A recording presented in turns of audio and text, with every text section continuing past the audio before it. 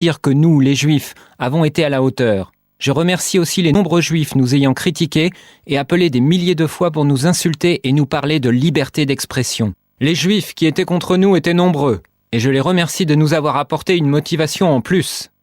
En écho à ces mois mouvementés, Dieudonné crée alors un nouveau spectacle, Mes excuses, et en remet une couche dans l'autodérision avec une affiche pleine de tact.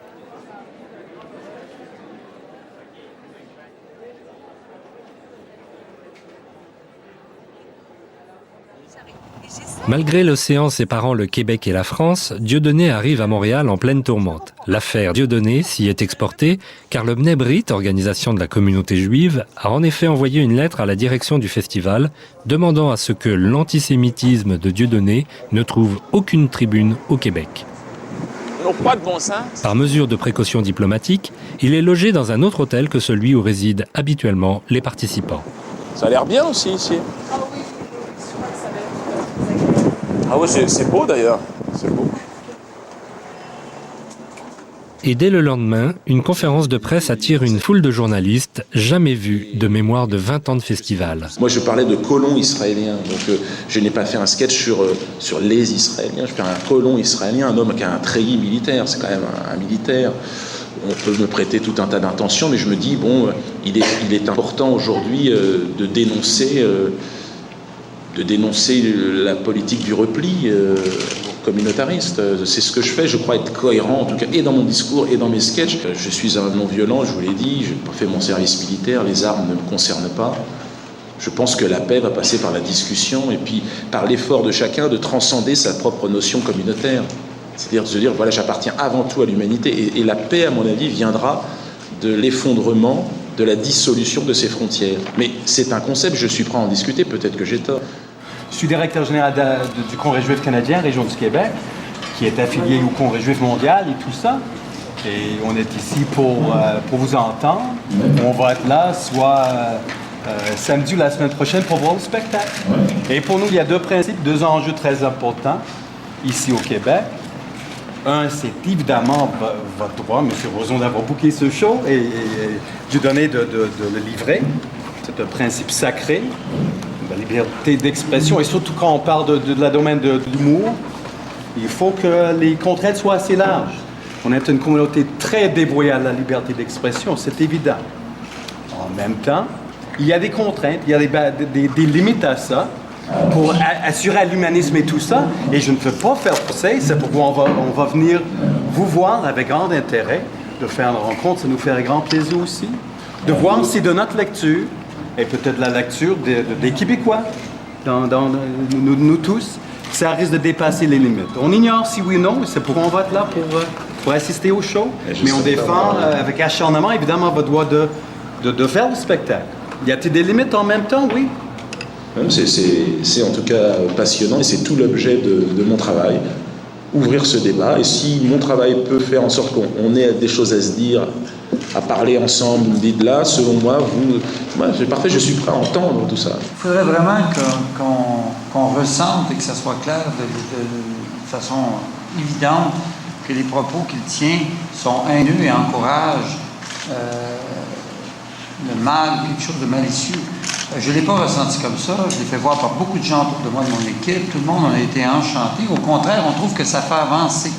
Et même, j'ose même prétendre que ça contribue à atténuer les tensions.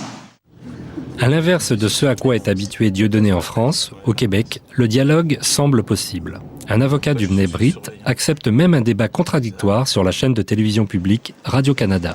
Ah oui, là, c'est la réaction, là. C'est la NASA. C'est à l'américaine, dites donc. C'est magnifique, ce cadre. Oui. Mon réalisateur me demande, votre super, on va mettre Dieudonné Mbala Mbala? Oui, c'est bien, c'est mon nom, si vous voulez. Oui, c'est bon, Jean. Et après, est-ce que je peux vous appeler Dieudonné? Mais oui, je comprends bien. J'ai juste peur de me je comprends. Okay. Mesdames et messieurs, bienvenue à la part des choses. La présence de l'humoriste Dieudonné à Montréal provoque une mini-controverse. L'artiste français a été accusé à plusieurs reprises de pratiquer un humour antisémite. Peut-on se moquer des Juifs sans se faire accuser d'antisémitisme? Y a-t-il des religions dont il est plus politiquement correct de se moquer? C'est la question qu'on se pose ce soir.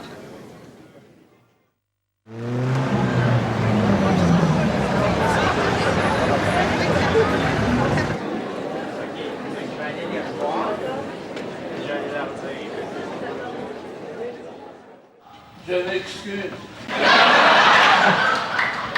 Je m'excuse au peuple élu.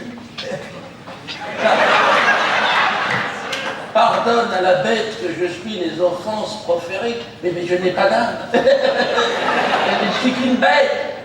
Mes paroles ne sont qu'un grognement instinctif, ça n'a aucun sens. Je me soumets à ta grandeur, ô peuple élu parmi les peuples. Pardonne à la bête.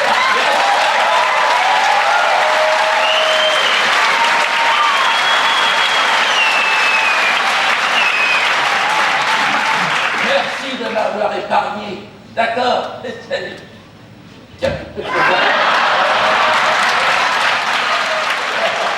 Après le spectacle, le verdict tombe. Au Québec, le Mnebrite et le Congrès juif international ne trouvent rien à redire à mes excuses, qu'ils considèrent ne pas être racistes. Alors pour ceux qui se joignent à nous, je vous rappelle que vous êtes devant une présentation simultanée de la part de Victor Korchnoi.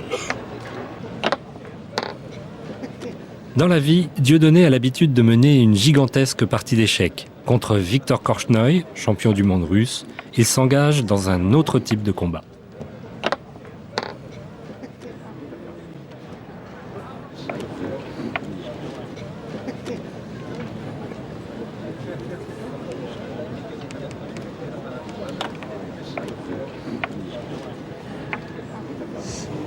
Non, un abandon déjà. Il n'y a pas grand chose à faire, je crois. Enfin, bon, bah, résistance, c'est de la résistance.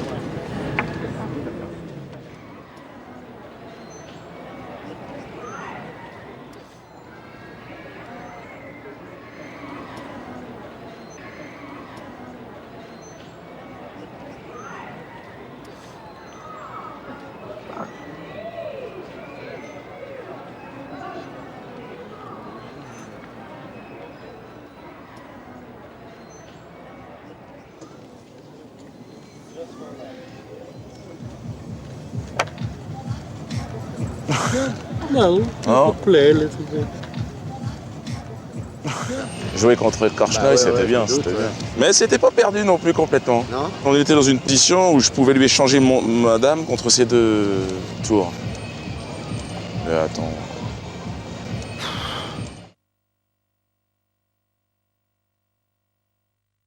Le rabbin Haïm Korsia, conseiller du grand rabbin de France, avait envisagé d'emmener Dieudonné, parmi une centaine d'autres invités, lors d'un voyage du souvenir à Auschwitz. Devant le tollé provoqué par cette proposition, décision est finalement prise d'annuler la venue de l'humoriste. Moi, je voulais que tu prennes conscience d'abord, et tu l'as senti tout de suite, que ton sketch avait blessé des gens. Au-delà de ce que la justice peut dire. La justice, elle dit, d'après les lois, c'est pas antisémite. Mais les lois, c'est une chose, et la morale, c'en est une autre. C'est-à-dire que il y avait des gens qui étaient touchés, blessés dans ce qu'ils sont, d'où mon invitation. Mon invitation, c'était de dire, viens voir pourquoi ils sont si sensibles. Et je crois que tu as répondu à cela par une autre main tendue. Tu aurais pu considérer que je venais t'agresser, pas du tout. Ou que je venais te faire la leçon, pas du tout. Je suis venu te parler en équité, en égalité. Je n'étais ni un donneur de leçons pour toi, ni un censeur qui venait te dire c'est bien, c'est pas bien ce que tu as fait dans ta vie. Je te dis simplement, tu as une capacité de parole, tu es écouté probablement parce que les gens sentent que tu es sincère dans ce que tu fais. Mais tu es comme tu es, un peu taquin parfois, un peu brouillon parfois, mais en tout cas sincère dans ce que tu fais. Et moi je pense que cette sincérité, elle est la colonne vertébrale de ce que tu es. Donc mon idée était simple, viens voir ce qu'il y a, et après tu pourras parler en connaissance de cause, en sachant très bien que le simple fait de te mettre devant ce lieu, ça allait te faire percevoir peut-être au-delà de la loi, de ce que la loi dit.